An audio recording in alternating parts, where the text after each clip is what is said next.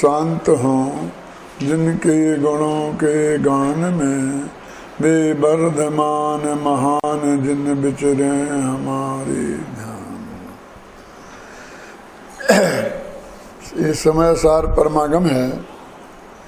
आचार्य कुंद देव ने 2000 वर्ष पहले इसे इसी पवित्र भारत भूमि पर बनाया। जैन अध्यात्म का सर्वोत्कृष्ट ग्रंथ है और इसमें उस भगवान आत्मा का वर्णन किया गया है कि जिस आत्मा के दर्शन का नाम सम्यक दर्शन है, जिस आत्मा के जानने का नाम सम्यक ज्ञान है और जिस आत्मा के ध्यान करने का नाम सम्यक चारित्र है। और ये सम्यक दर्शन, सम्यक ज्ञान और सम्यक चारित्र भगवान बनने का उपाय है। अपन को 84, 85 और 86वीं गाथा पर चर्चा करनी है। बहुत भाई बिल्कुल नए नए चेहरे मुझे दिखाई दे रहे हैं और पूछने पर पता चला है कि बहुत लोग नए आए हैं और आने वाले हैं। शिविर में तो आएंगे ही, अभी भी बहुत कच्ची भाई आए हैं। उन सब की समझ में सरलता से समय सार में क्या कहा है ये आवे, उस दृष्टि से मैं ये बात करूँगा। इसलिए बहुत ज़्यादा तत्व के अभ्यासी जो लोग हैं ना, तो ज़्यादा आकुलता नहीं करें।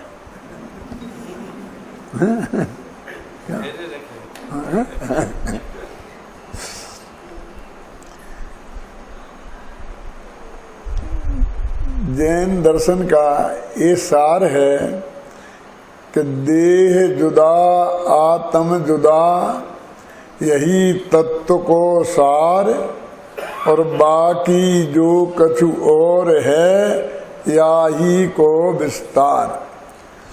कि शरीर अलग है और आत्मा अलग है। यह बस जनवाणी का इतनी बात है, सार में इतनी बात है। और बाकी जो कुछ कहा है बस इसी का विस्तार है।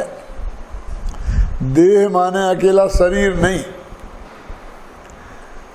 देह माने यहाँ पर वो सब चीजें जो अपना आत्मा में शामिल नहीं होती। और आत्मा भी कौन? कि जिसका ध्यान करने से केवल ज्ञान की प्राप्ति होती है, जिसका श्रद्धान करने से, श्रद्धान माने ये मैं हूँ ऐसा अपनापन स्थापित करने से सम्यक दर्शन की प्राप्ति होती है।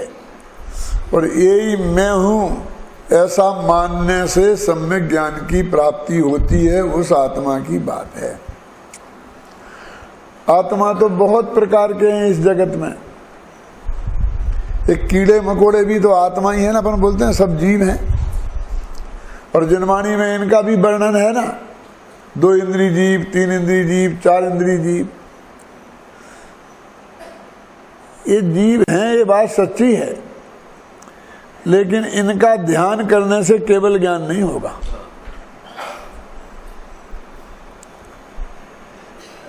ये जीव हैं जिनागम में इसलिए बताया है, इस सत्य का उद्घाटन इसलिए किया है कि तुम इनके साथ जीवों जैसा व्यवहार करो। इन्हें जड़ मत समझ के व्यवहार मत करना। जैसे तुम इस रूमाल को जड़ समझ के तोड़ देते हो, फाड़ देते हो कागज को, ऐसे ही इन्हें समझ के इनके साथ व्यवहार नहीं करना। इसके लिए उन्हें जीव कहा है कि हमारे हृदय में उसका दया का परिणाम रहे, क्रूरता के परिणाम नहीं रहे। इनकी हिंसा से बचने के लिए इन्हें जीव कहा गया है। और गुरुदेव श्री की बात तो आपको ख्याल में ही है कि एक दफे की सच्ची घटना है। हेमचंद जी, गुरुदेव श्री अपने जहाँ ठहरते थे ना, वहाँ से भोजनालय में भोजन करने जा रहे थे और हम 5-6 लोग उनके साथ थे। तो वहाँ पर बरसात के दिनों में घास उग जाती है, इसलिए थोड़ी थोड़ी दूर पर किसी पत्थर रख दिए जाते हैं कि घास पे पैर नहीं पड़े, उन पत्थरों पे पैर पड़ के जाएं। तो एक दूसरे के बगल में नहीं चल सकता, अकेले चलना पड़ता है। और गुरुदेव का साथ में चलना हो तो हर एक की ये भावना रहती है कि मैं उनके बगल में चलूं, और सामने यदि फोटोग्राफर हो तो फिर तो कहना ही क्या है, हैं? तो सब लोग उनके बगल में आकर घास में चलने लगे। तो गुरुदेव वहीं खड़े हो गए और उन्होंने कहा, मालूम है तुम घास पर चल रहे हो, तो हटो इस पर से, हटो। इसमें अनंत भगवान आत्मा विराजमान है। ये साधारण वनस्पति है, ये नीम के फूल पड़े हैं ना, उनमें एक एक में, और अपने पिछले भवों के कई माँ बाप भी इनमें हो सकते हैं। क्यों? इन पे पैर नहीं रखना। तो वहां किसी आदमी ने कह दिया, कौन ने देखा? किसने कहा होगा ये? बोलो मधुकर भाई, मैं बता सकता हूं किसने कहा होगा। क्या कहा? कौन ने देखा? माने किसी गुजराती ने कहा होगा, हिंदी ने।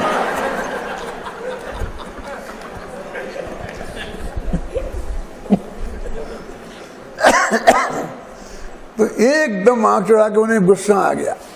इसमें गुस्सा आने की क्या बात है? इसमें हमें और आपको तो हंसी आई। क्यों? उन्हें गुस्सा आया। किस बात पे गुस्सा आया बाबू भाई? उनने कहा कि तुम ये भगवान पर अश्रद्धा कर रहे हो। मैंने थोड़े देखे हैं, ये तो अनंत भगवान ने देखे हैं कि इसमें अनंत नगोदिया जीव होते हैं, आलू में अनंत नगोदिया जीव होते हैं। ये हमने और आपने नहीं देखे, ये भगवान ने देखे हैं। ऐसा कहकर तुम भगवान पर अविश्वास प्रकट कर रहे हो, तुम भगवान को गाली देख रहे हो, तुम सर्वज्ञता में शंका प्रकट कर रहे हो। क्यों? उनने कहा कि इसमें अनंत भगवान आत्मा विराजमान हैं, तो फिर हम क्या करें कि उनकी अष्टद्रव्य से पूजन करने लग जाएं कि हे आलू देवा। क्या क्या? अरे भाई, उनकी पूजा करने के लिए उन्हें भगवान आत्मा नहीं कहा। काय के लिए कहा? कि तुम उनके साथ ऐसा व्यवहार करो कि जो एक इंसान के साथ भगवान के साथ किया जा सकता है। क्यों? मैं यही कहता हूं लोगों से कि पूज्य गुरुदेव श्री यहां विराजमान होते तो आपकी हिम्मत थी कि उनके गले में जाके माला डाल सकते थे? थी? बोलो। कि उन्हें माथे पर तिलक लगा सकते थे? लगाया किसी ने कभी? वो तो बताओ, यहाँ भी ऐसे लोग मौजूद हैं जो उनके सामने मौजूद थे? नहीं। तो जो व्यवहार उनके साथ नहीं कर सकते थे, वो उनकी फोटो के साथ भी नहीं कर सकते हो। क्यों? तब तो उनने आवे माना कि हमारे गुरुदेव हैं। गुरुदेव माना तब फोटो आपने यहां लगाई है। बनारसी दास ने लिखा ना, जिन प्रतिमा जिन सार की कही जनागम माही, और रंच मात्र दूषण लगे तो वह जिन प्रतिमा नाई। बहुत गंभीर अर्थ है इसका। जिनेंद्र भगवान की मूर्ति जिनेंद्र भगवान के समान है। जिन प्रतिमा जिन सारखी, है ना? सारखी माने समान। क्या कहना चाहते हैं आप ऐसा कह के? कहाँ ये पत्थर की मूर्ति और कहाँ वे साक्षात केवल ज्ञान अनंत ज्ञान के धनी परमात्मा?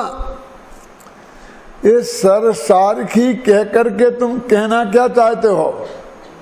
कि हम दो बातें कहना चाहते हैं कि एक तो भगवान अनंत भगवान समूषण में जैसे विराजमान थे, उनकी प्रतिमा वैसी होनी चाहिए दिनेश भाई। जिन सारखी का मतलब, तब तो वो जिन सारखी कहलाएगी। मेरे पिताजी पगड़ी बांधा करते थे, झग्गा ऐसे पहनते थे। अब उनका फोटो शूटेड बूटेड लगा करके, टाई माई बांध करके और टोप लगा करके बना दो तो कोई मानेगा? बोलो। मैं आपसे पूछता हूँ, पूज्य गुरुदेव श्री का भी ऐसा बस टाइम आई लगा कर टोप बना कर बढ़िया फोटो चेहरा वही लगा दो और यहाँ लगा दो, लगाएंगे मुकुंद भाई? नहीं। जैसे वो थे वैसी होनी चाहिए ना यशपाल जी। एक अर्थ तो यह है कि जिन प्रतिमा जिन सारखी कही जिनागम माई, बस हमें और कुछ नहीं कहना है, बस समझ लो वहां समोषण में भगवान जैसे विराजमान थे बस वैसे होना चाहिए। कि तुमने इतना ठाट बाट क्यों लगा रखे सिंहासन और छत्र चमर भामंडल? हम क्या करें, समोषण में वो थे ना, छत्र चमर भामंडल थे, लेकिन उनसे तो बहुत दूर थे, वो उनको टच भी नहीं कर रहे थे। वो सिंहासन से भी 4 हाथ ऊपर अंतरिक्ष विराजमान थे, जो आज हम अंतरिक्ष की कल्पना करते हैं ना, और जमीन में तरकीब से टका-टकू के और झूठा अंतरिक्ष बनाते हैं। क्यों? वो समोषण में साक्षात अंतरिक्ष थे, है ना। जिन प्रतिमा जिन सारखी का एक तो अर्थ है, और दूसरा ये अर्थ ये है कि उनके साथ वैसा ही व्यवहार होना चाहिए कि जैसे समोषण में तुम जाते तो अनंत भगवान के साथ करते, ऐसा ही व्यवहार उन प्रतिमाओं के साथ होना चाहिए। ये दूसरा अर्थ है। गुरुदेव के साथ भी ऐसे ही होना चाहिए, हमारे तुम्हारे साथ भी ऐसे ही होना चाहिए, पिताजी के साथ भी ऐसा ही होना चाहिए ना, सबके साथ जैसे थे वैसा होना चाहिए ना।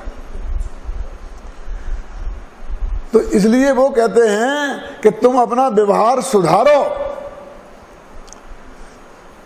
इनको तुम साधारण समझकर, ये तो साधारण वनस्पति है, क्यों? उनके साथ साधारण जैसा भगवान व्यवहार मत करो। तुम्हारे माँ बाप कई भवों के बैठे हो सकते हैं, तो उनके ऊपर तुम ऐसा पैर रख देते क्या? इसलिए पैर मत रखो, ये गुरुदेव का कहना था।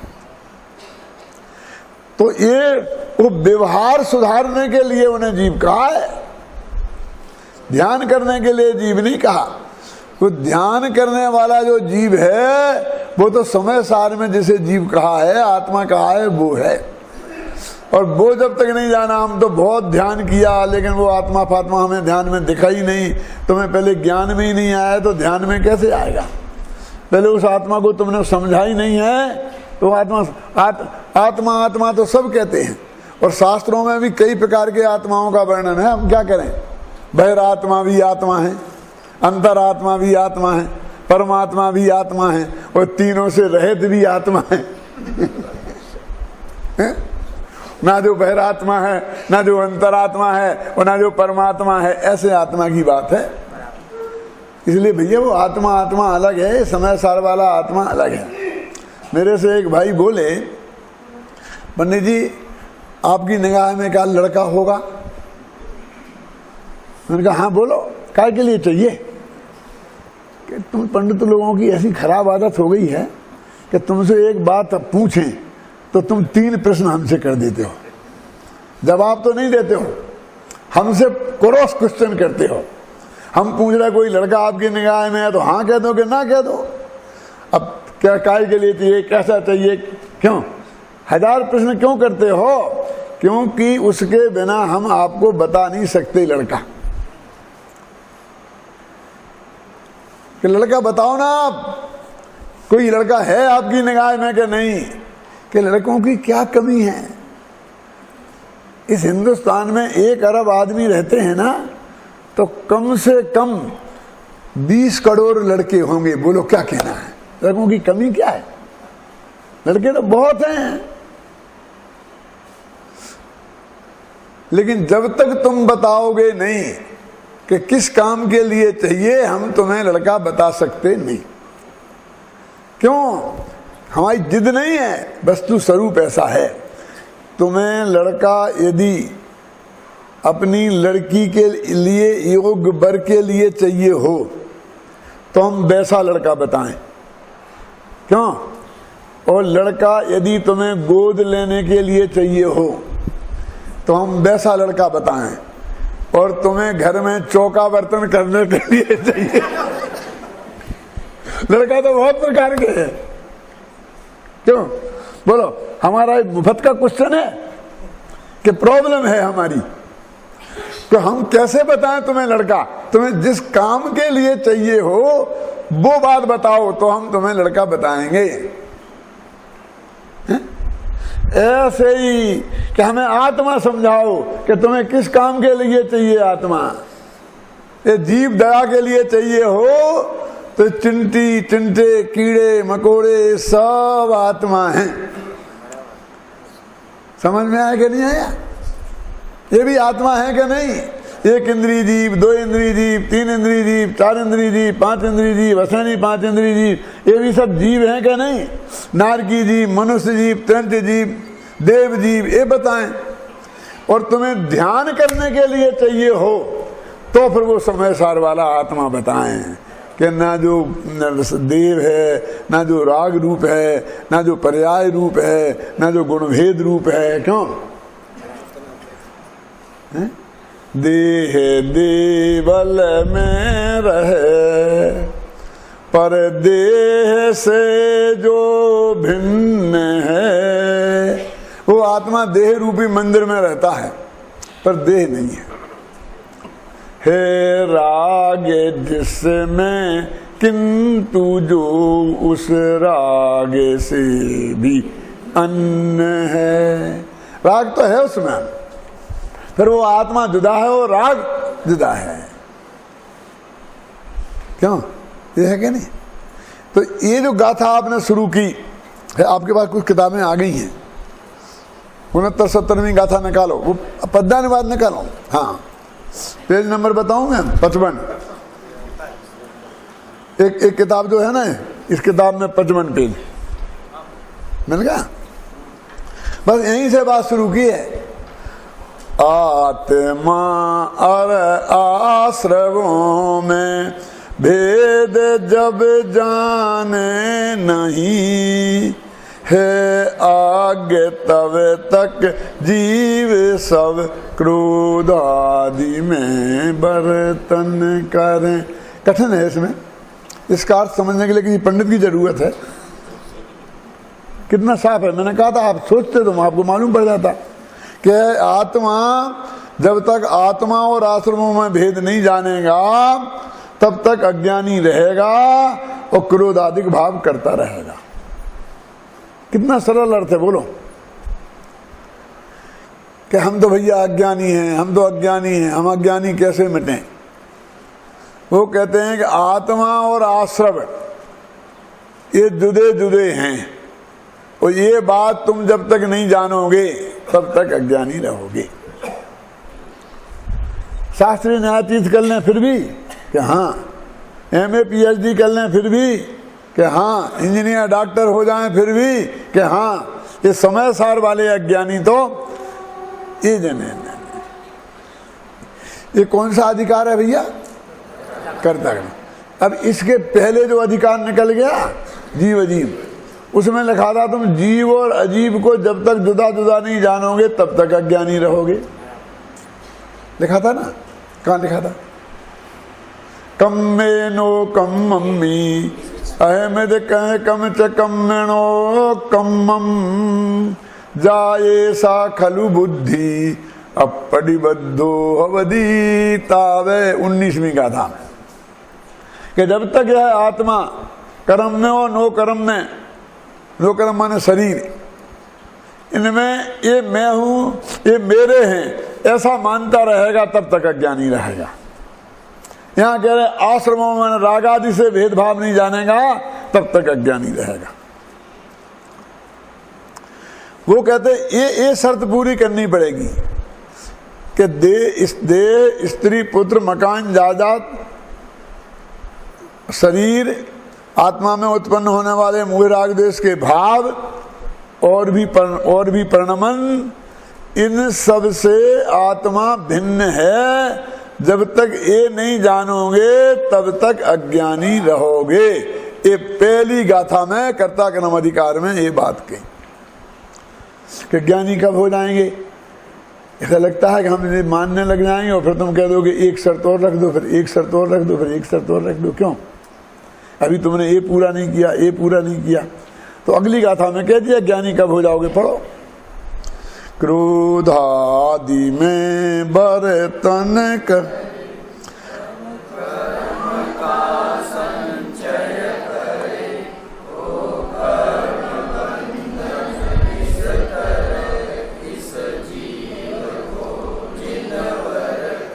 आत्मा और आश्रमों में भेद जाने जीव जब इन देव ने ऐसा कहा कि बंदी हो गए बंद। तुम ज्ञानी हो जाओगे और तुम्हें कर्म का बंध नहीं होगा। हम सबकी एक ही समस्या है कि हमें कर्म बंध नहीं हो। हमने सुन रखा है कि एक दफे कर्म बंध गए तो भोगे बिना छूटते नहीं है। बहुत बहुत तकलीफ का काम है। सब लोग ये मानते हैं कि सारी जो तकलीफें हैं वो कर्म की वजह से हैं। तो वो कहते हैं जब तक तुम आत्मा और आश्रमों में भेद नहीं जानोगे तब तक अज्ञानी रहोगे, क्योंकि तब तक तुम कर्ता कर्म भाव में फंसे रहोगे और इनके कर्ता बनने रहोगे, तब तक तुम्हें बंद होता रहेगा। और जब तुम ये जान लोगे कि ये जुदे हैं, मैं जुदा हूं, मैं इनका कर्ता भोक्ता नहीं हूं, तो तुम्हें कर्म का बंध नहीं होगा। ये 3 गाथाओं में सिर्फ इतनी सी बात कही है। अब इन्हीं गाथाओं पर व्याख्यान करना होता तो 3 दिन भी निकल सकते हैं, लेकिन इतना समझ लो तो काम हो गया 3 गाथाओं में। क्या कि यदि कर्म बंधन नहीं करना है और ज्ञानी बनना है तो आत्मा और आश्रमों में भेद जान लो। और भेद जानने का मतलब ये है ये जुदे हैं, मैं जुदा हूं, मैं इनका कर्ता भोक्ता नहीं हूं। कि तुम ये तो बताओगे भाई आश्रम क्या है। तो अत्यंत संक्षेप में भैया भी आश्रम 2 प्रकार के होते हैं। आश्रम माने तो होता है आना, आना आश्रम माने होता है आना।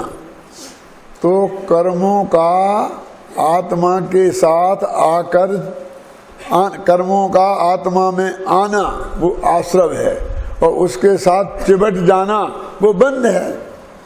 इन्हें शास्त्रीय भाषा में द्रव्य आश्रव और द्रव्य बंध कहते हैं। अब वे राग आते क्यों हैं और बंधते क्यों हैं? तो कहते हैं कि आत्मा में मोह राग द्वेष के परिणाम होते हैं, इसलिए वो कर्म आते हैं और आत्मा से बनते हैं। इसलिए मोह राग द्वेष के परिणाम ही भाव आश्रव और भाव बंध हैं। देखो यहाँ तो फर्क था, आना और बंधना 2 चीज थी, और वहां एक ही हो गए, क्योंकि उन्हीं से आते हैं और उन्हीं से बनते हैं। कारण नहीं बदला ना। क्यों? कर्म आए तो मोह राग देश से और बंधे काय से? कि मोह राग देश से। तो एक ही चीज हो गई ना। वास्तव में भाव आश्रव और भाव बंध में भेद करना बहुत मुश्किल है।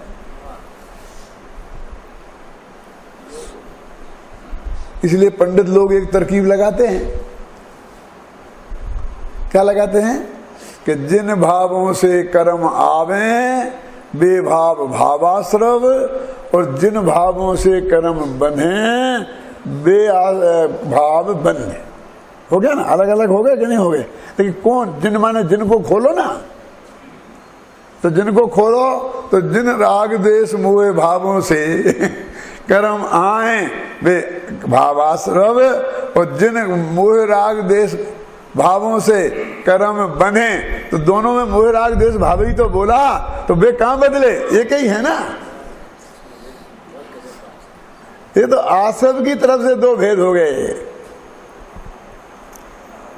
तुम्हारे मामा और इनके पिताजी वो व्यक्ति 2 थोड़ी हैं, वो तो तुम्हारी तरफ से 2 हो गए। क्यों? कर्मों के आने में भी वो निमित्त हैं और कर्मों में बंधने में भी वो ही निमित्त हैं।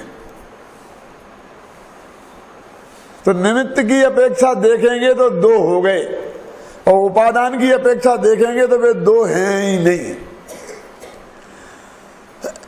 इसलिए कहते हैं कि ये जो भाव, इन दोनों आश्रय भावों से आत्मा को हमें जुदा जानना है।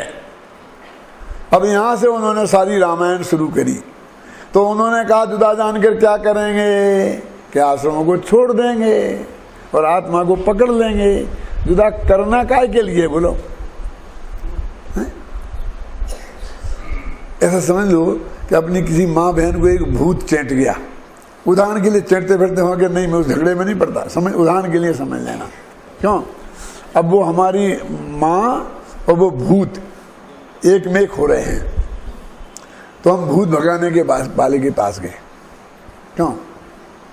अब उसने अपने जंतर मंतर से भूत को अलग कर दिया और आत्मा को, माँ को अलग कर दिया, समझिए ना। तो अब क्या करना? भूत को घर ले जाना, अम्मा को आश्रम में भेज देना। क्यों?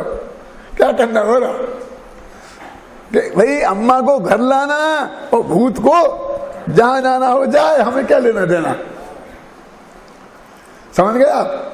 तो आश्रम और आत्मा को अलग अलग जान लिया तो आश्रमों को छोड़ देना और आत्मा को पकड़ लेना। क्यों छोड़े हम? तब दोनों ही अपनी चीज थी तो हम नहीं छोड़ेंगे कि भैया वे असुचि हैं, अपवित्र हैं, दुख रूप हैं, दुख देने वाले हैं। ये उन्होंने कौन सी गाथा में कहा? 72वीं गाथा में, नादूय आसवाणम असुचित्तम च विपरीत भावंच, है ना। आश्रम भावों को ये अपवित्र हैं और ये विपरीत हैं। किसके विपरीत हैं? कि तेरे आत्मा के विपरीत हैं। बंधस्य कारणंतिये ततो नियत्तम दुःखस्य कारणंतिये ततो नियत्तम कुणदी जीवो। दुख रूप है, दुख के कारण है, इसलिए उनसे जीव निवृत्ति कर लेता है। भूत को घर लाता है कि अम्मा को? अरे भूत ने तो इतने दुख दे हैं, अब उसे घर लाके क्या करें?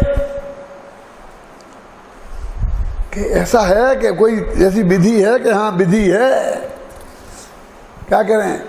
वो भूत को भगाने की कोई विधि है। कौन सा भूत?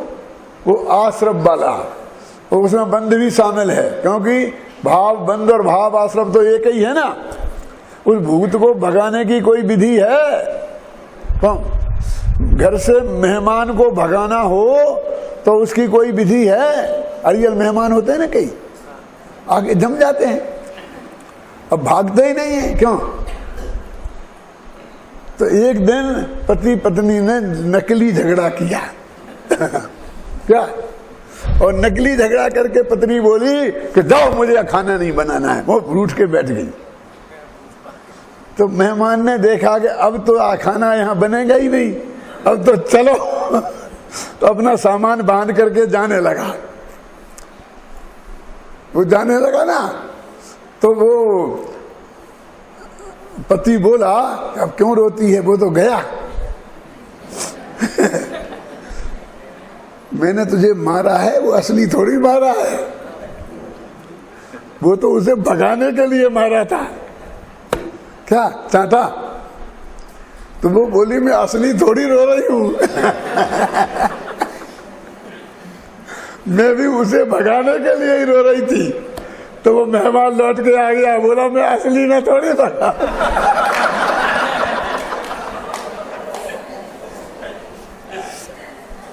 हैं? क्यों? कि भाई मेहमान घर में न आए और आ गए हों तो भग जाएं, तो उनका उपाय क्या है?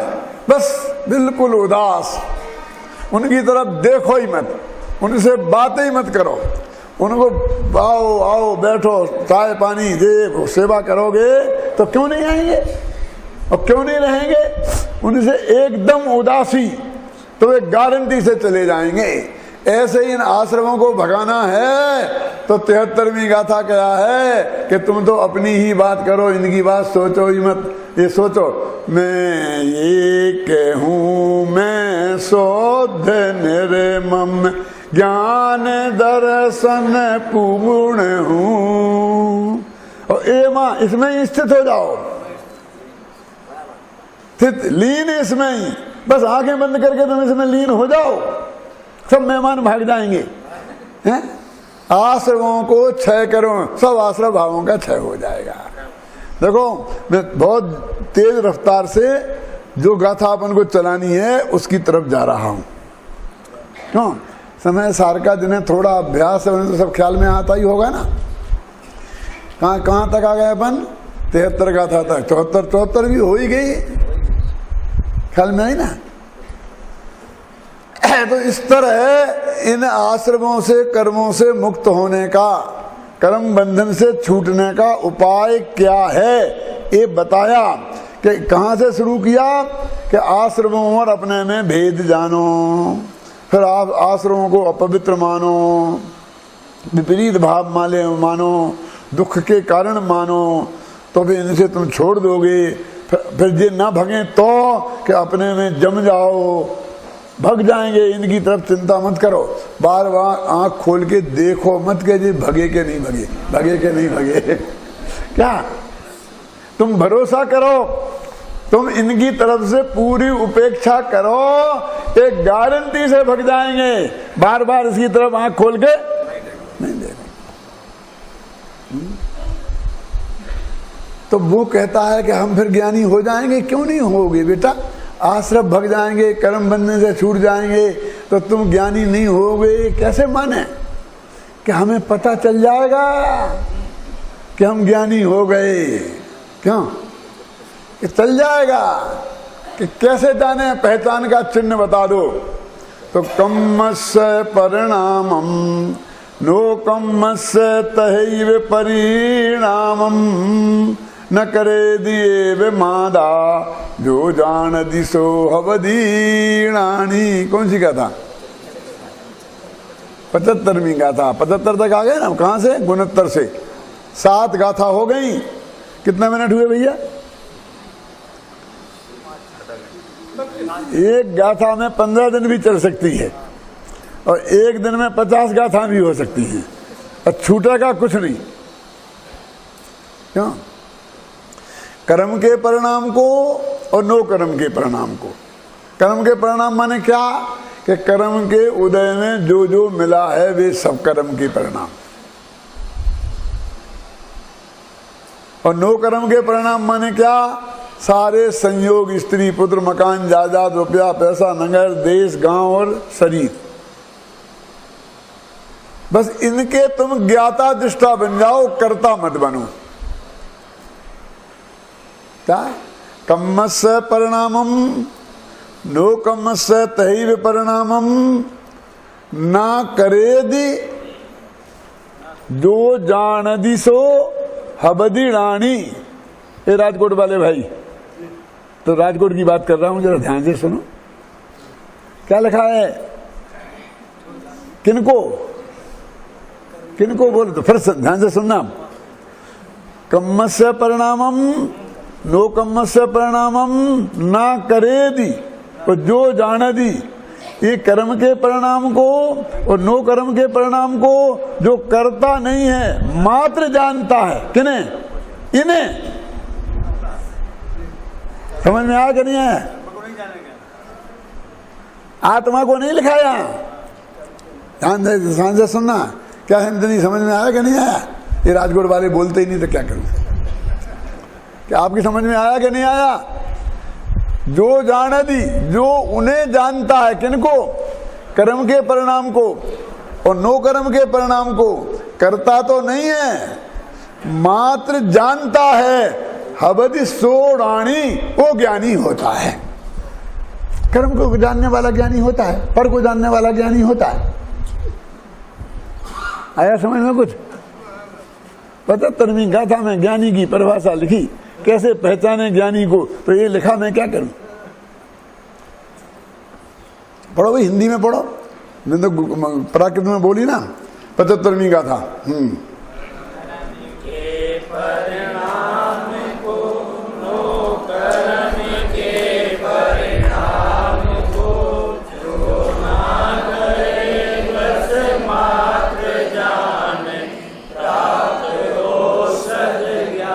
क्लियर है कि नहीं? शंका है कि थोड़ी बहुत? अब इसके आगे 4 गाथाएं और पढ़ो, उनमें भी यही बात लिखी है। पढ़ो पढ़ो।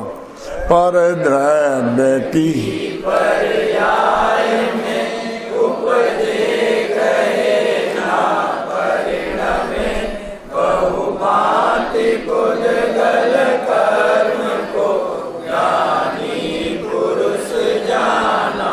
क्या देखा? बहुभांति पुद्गल कर्म को ज्ञानी पुरुष जाना करें। बाबू भाई वे ज्ञानी हैं और पुद्गल कर्म को जाना करें। ऐसा नहीं कि एक दफे जान लिया। तो आगे आता पढ़ो। हाँ। की पर्याय में उपजे कहे ना परिणमे, बहुभांति निज परिणाम सब ज्ञानी पुरुष जाना। तो आगे बढ़ो। हाँ हाँ।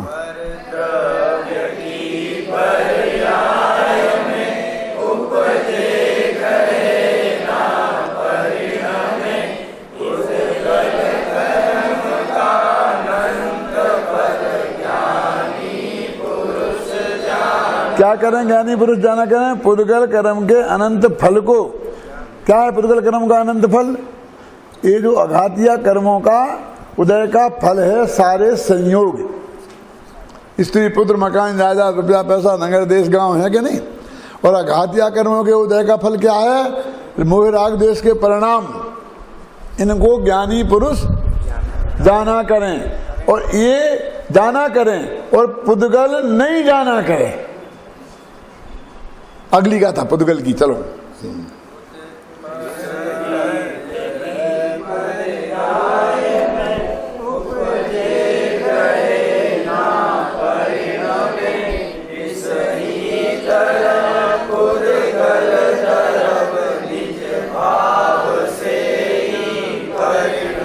ये क्या कह रहे हैं कि भाई वो जानता हुआ परिणमता है, ये कहा था ना जीव।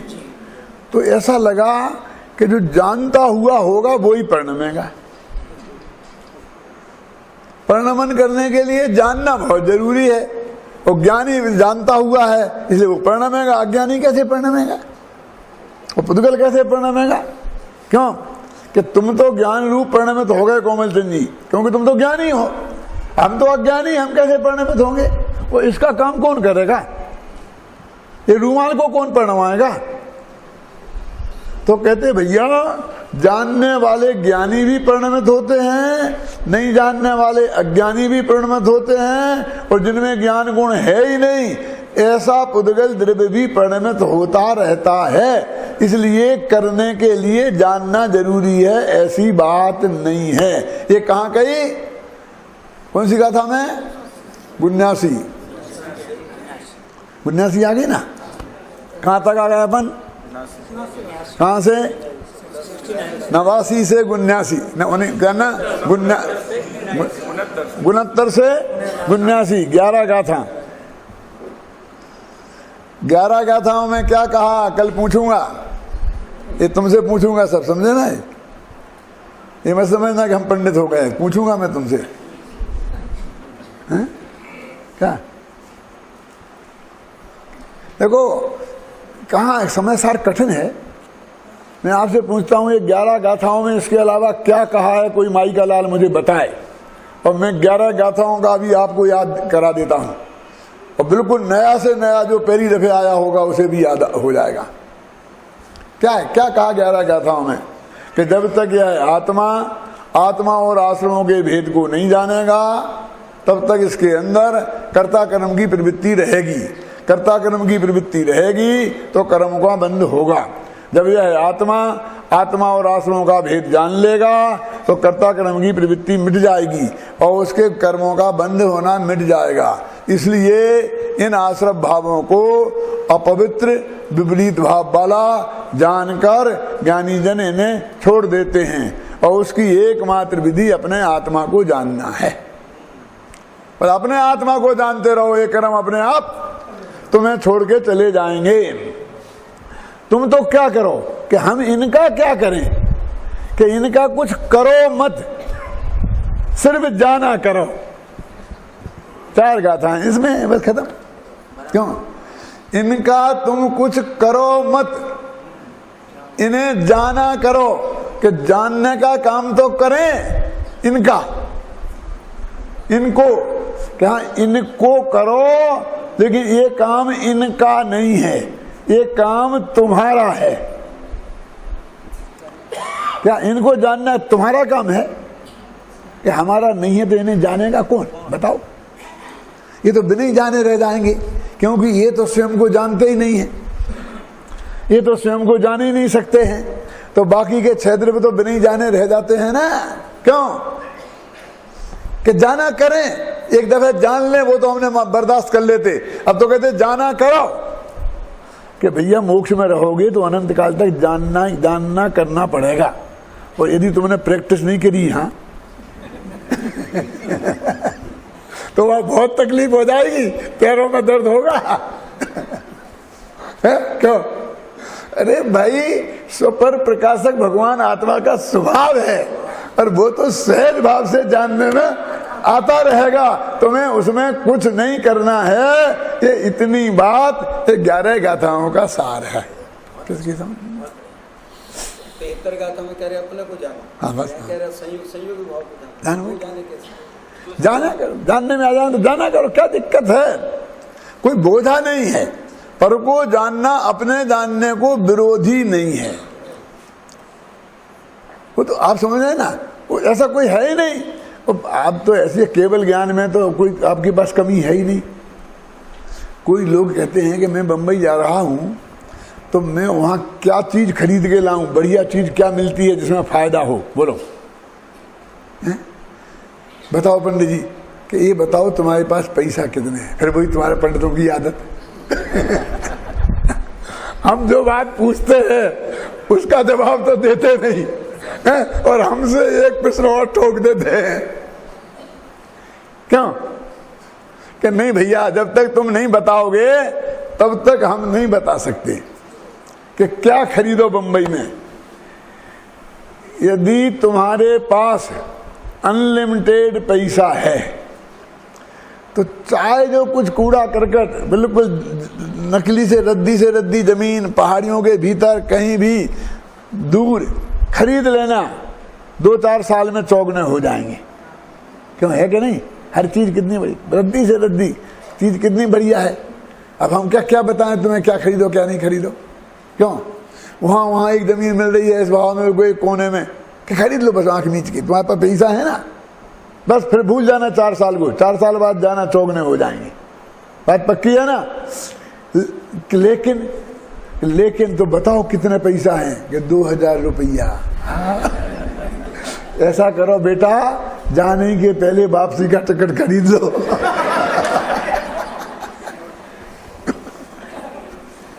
बेहतर वही फंस के रह जाओगे। क्यों? तो ये केवल ज्ञान को तो ये समस्या नहीं है, सारा लोक को जाने, स्व को जाने, पर को जाने एक साथ। क्यों? पर के जानने के काल में स्व के ज्ञान जानने में कोई दिक्कत ही नहीं है। ये समस्या क्षय ज्ञान वालों की है, तो उनको हम कहते हैं कि बुद्धिपूर्वक तुम अपने आत्मा को जानो, पर को मत जानो। चुनाव की समस्या तो इन्हें है ना। क्यों? जिनके पास बहुत लिमिटेड है, उनसे कहते हैं कि जाने का टिकट खरीद लो, मोक्ष में जाने का टिकट खरीद लो। 7 तत्व को जानो, प्रयोजनभूत तत्वों को, और बाकी को मत जानो। स्वपर का हम भेद ही कहां डालते हैं? क्यों? 7 तत्व में स्वपर आ गए कि नहीं आ गए? क्यों? प्रयोजनभूत तत्व है, जीवादि प्रयोजन भूत तत्व। ये जानना कि नहीं जानना? तत्वार्थ सिद्धांत सम्मा दर्शनम है कि नहीं है? बहुत प्रश्न किए मोटोर रमल जी ने मोक्ष महाप्रकाशक में, एक कैसे जानेंगे, पशु पक्षी कैसे जानेंगे, इतनी शर्त कैसी हो सकती है? कि वो उतना जान लेंगे, तुम चिंता मत करो, ये है, ये उपादेय है, ऐसा ज्ञान उनको होता है। एक जो कबूतर होता है ना, कबूतर चिड़िया, उस चिड़िया को भी इतना ज्ञान है कि नहीं ये कंकड़ खाने लायक नहीं है, वो ये अनाज का दाना खाने लायक है। वे दोनों बिल्कुल एक से दिखते हैं। आप जानते हैं ना, ये आजकल बाजार में नकली फल आते हैं जो अपने टेबल पर सजाने की, वे असली से भी बढ़िया दिखते हैं, टेबल पर लगे रहते हैं ना। तो असली चने भी और नकली चने भी बढ़िया ऐसे बने बनाया है, तो अभी वो चिड़िया असली चने को खाएगी, उसको नहीं खाएगी। इतना भेद विज्ञान वो कर लेती है ना। तो 7 तत्व का भेद विज्ञान, हे उपादेय, आश्रव हे है उपादेय, सब जान लेगा, घबराना नहीं। मोक्ष मार्ग प्रकाशन में लिखा कि नहीं लिखा? वो शब्द ना जाने, भाषा ना जाने। बेटा माँ शब्द नहीं जानता है लेकिन माँ को पहचानता है कि नहीं? दूध शब्द नहीं जानता है लेकिन ये दूध पीने लायक है, ये जानता है कि नहीं? इसलिए घबराओ, उतनी बात तुम्हारी समझ में आ जाएगी। वहां कहते हैं प्रयोजन भूत को जानो, ये सब उपदेश की भाषा में है, सत्य तो ये भी नहीं है। क्या कह रहे? सत्य नहीं है ये गहरी बात नहीं है, बहुत स्थूल बात है। ये राजकोट वालों को गहरी होगी, हमारे लिए तो बहुत स्थूल है। क्यों है स्थूल? बोलो। ये गहरी बात है, गहरी। अरे भाई, क्षयोपशम ज्ञान की पर्याय में उसका ज्ञेय कौन पदार्थ बनेगा, ये अनंत काल पहले से नक्की है, सूक्ष्म तो ये है। क्यों? तो तेरे हाथ में कहां रहा चुनना? तू पर को मत जान, स्वा को जान, ये कोरी उपदेश की बात रह गई ना, है कहां? क्यों? ये अनंत काल पहले नक्की नहीं था कि आज मैं ये बात आपको समझाऊंगा और अभी आपके ज्ञान की ये बात बनेगी। क्यों बाबू भाई? सूक्ष्म तो ये है। आगम का प्रमाण दूं? आगम का प्रमाण दूं?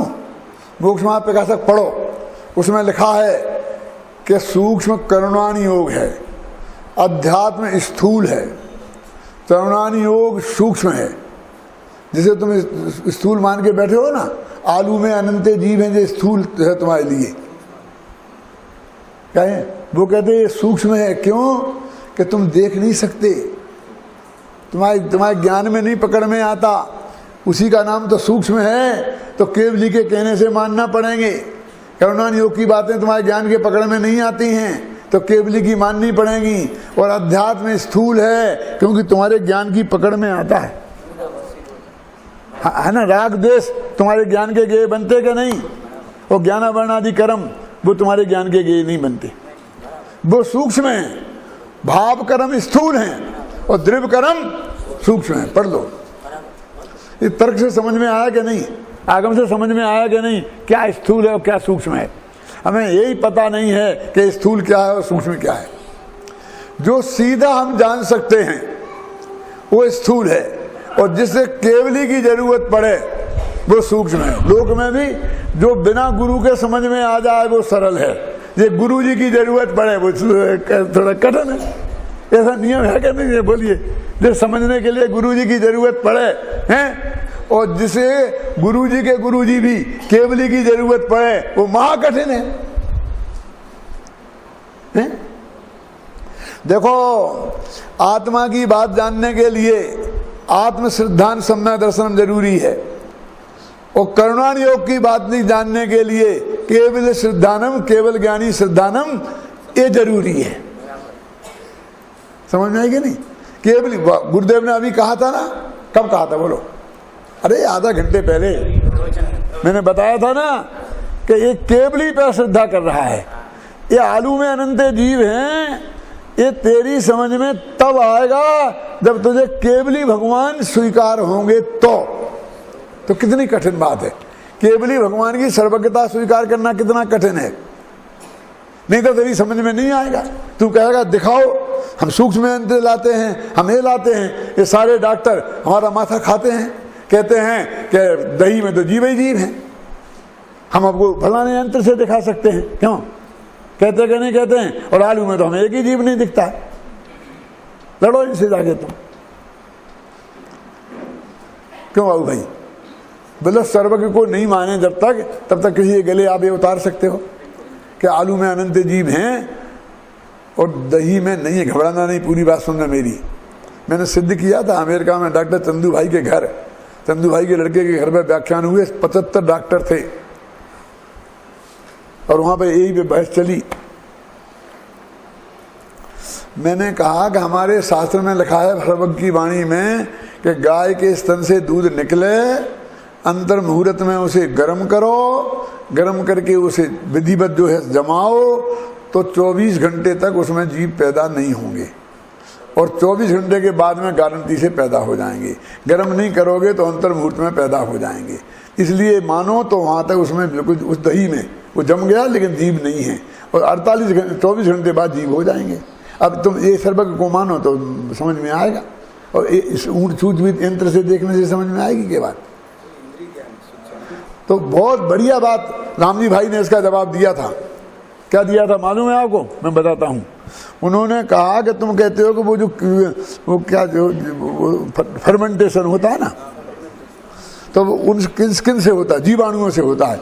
अरे वो जीव का जो शरीर है वो अजीब रह जाए तो भी फर्मेंटेशन कर सकता है,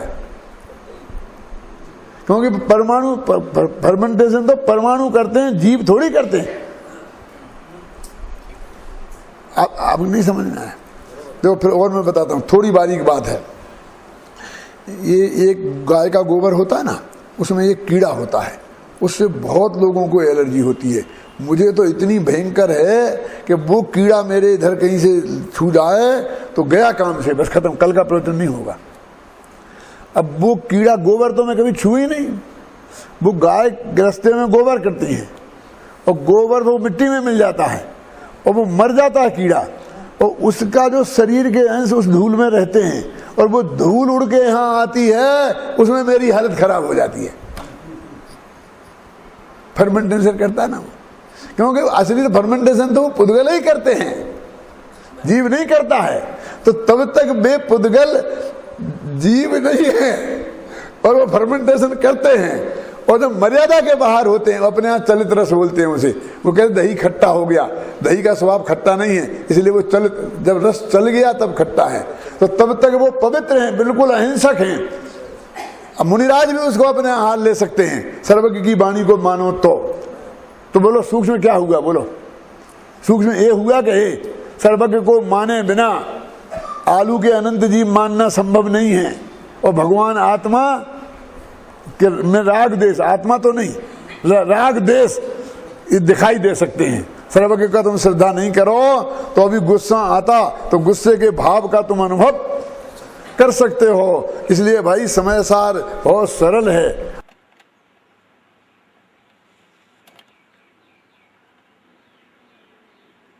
समझ में समय सार आएगा।